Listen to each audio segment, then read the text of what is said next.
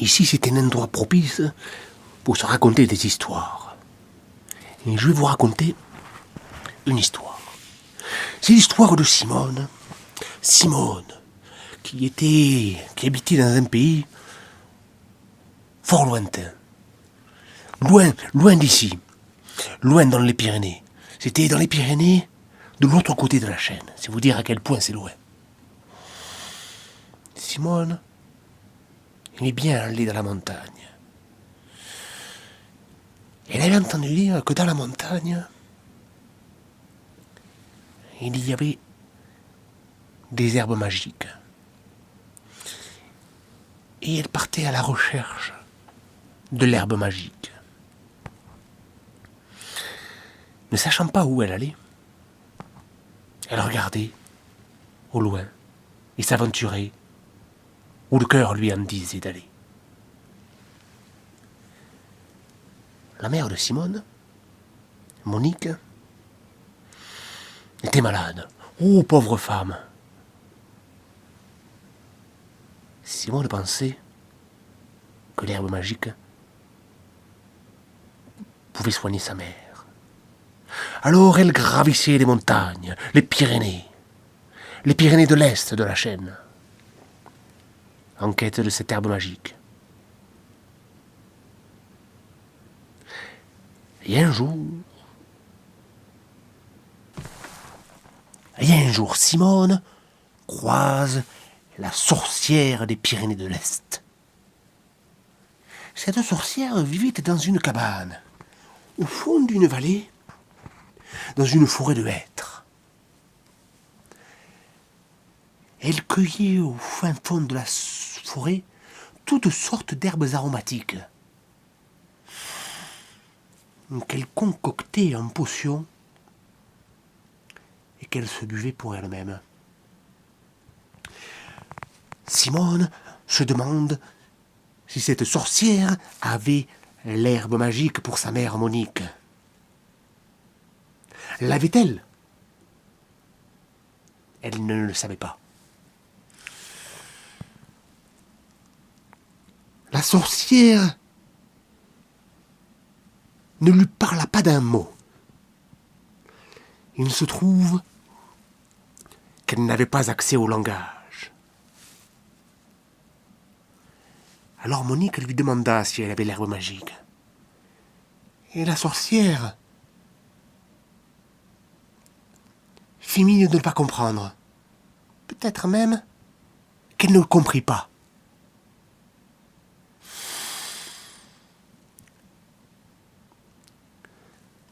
Elle fit goûter un peu de sa concoction à Simone. Simone la trouva fort goûteuse. Elle lui demanda si elle pouvait en ramener un peu pour sa mère. Sa mère, Monique. La sorcière, toujours faisant mine de ne pas comprendre, ne répondit pas.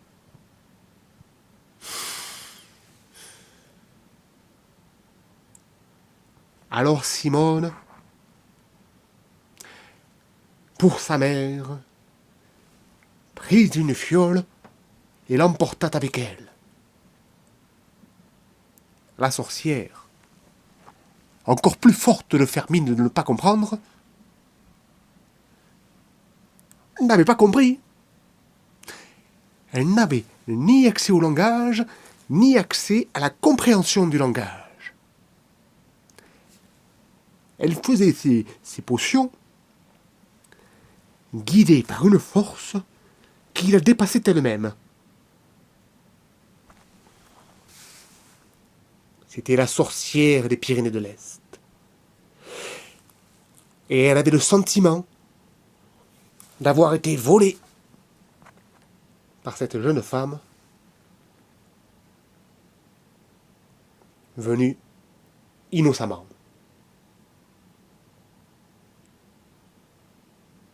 Comme je vous le disais, cette sorcière n'avait ni accès au langage, ni accès à la compréhension du langage. La sorcière des Pyrénées de l'Est n'avait même pas de nom.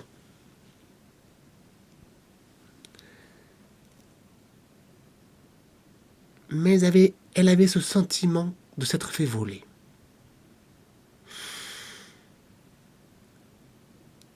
Elle avait une idée profonde de la bonté de l'être humain, de ses frères humains.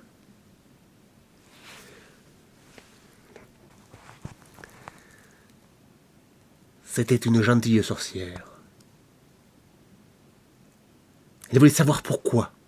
Pourquoi elle, qui ne faisait rien de mal, avait été volée par cette jeune femme. Alors, elle se mit en quête d'en savoir plus sur Simone. Elle quitta sa vallée et chercha un village. Une fois trouvée, elle se rend compte que ça allait être très compliqué pour elle de communiquer avec les villageois. Parce que sans langage, sans pouvoir parler et sans avoir de nom, c'est compliqué.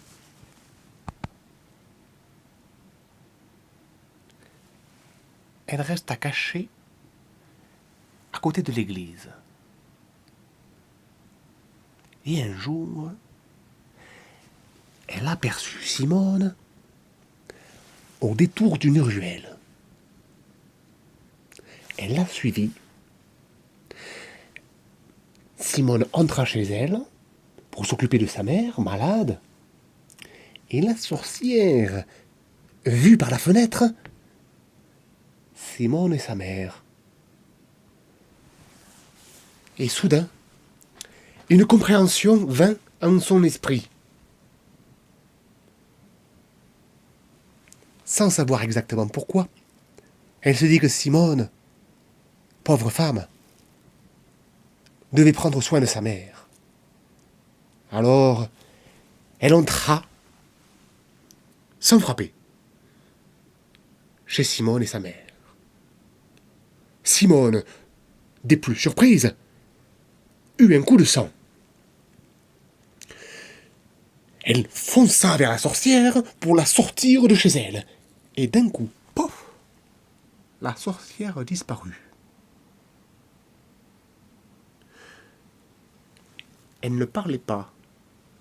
Elle ne comprenait pas le langage. Elle n'avait pas de nom. Mais elle était capable de certaines prouesses.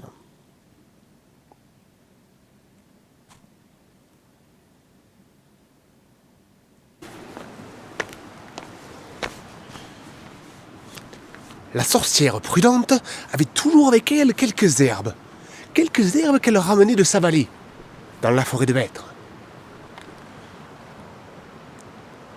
Elle était cachée dans la maison de la vieille. Et, prise de compassion, elle s'imposa face à Simone. Elle lui fit juste un geste de la main. Stop. Qui voulait dire stop. Elle sortit des plantes de sa besace et les montra à Simone. Simone parla, balbutia. La sorcière lui refit un geste. Stop. Elle ne comprend pas le langage. Elle alla vers la cuisine, mit ses herbes sur le plan de travail et commença à les couper, les recouper. Prit, alla chercher un broc d'eau, le mit sur le gaz, sur le feu. C'est du bois, c'est une autre époque. Mit ses herbes dedans. De bonnes odeurs s'échappaient dans la maison. Et Monique sentit ces odeurs. Monique malade. Simone commença à comprendre que la sorcière n'avait aucune mauvaise intention. Alors elle la laissa faire. Et la sorcière des Pyrénées de l'Est prépara une tisane des plus succulentes pour Monique. Et Monique ne guérit pas. Mais Monique put sentir dans cette tisane toute l'essence, toute la poésie, toute la substance de la forêt de hêtre. Cette forêt qui fait vivre des cœurs et qui fait tant de bonheur.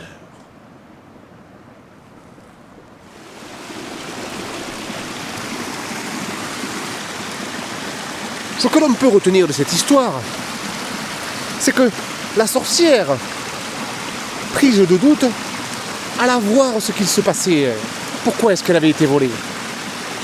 Et le cœur si bon qu'elle avait, elle fit du bien, malgré son impression première qu'elle avait été volée. Comme quoi, le cœur bon, le monde est bon.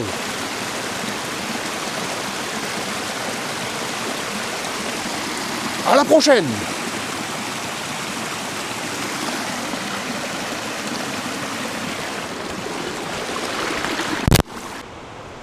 C'était l'histoire de la sorcière sans nom des Pyrénées de l'Est. Et cric et crac, Moukounte Zakabat.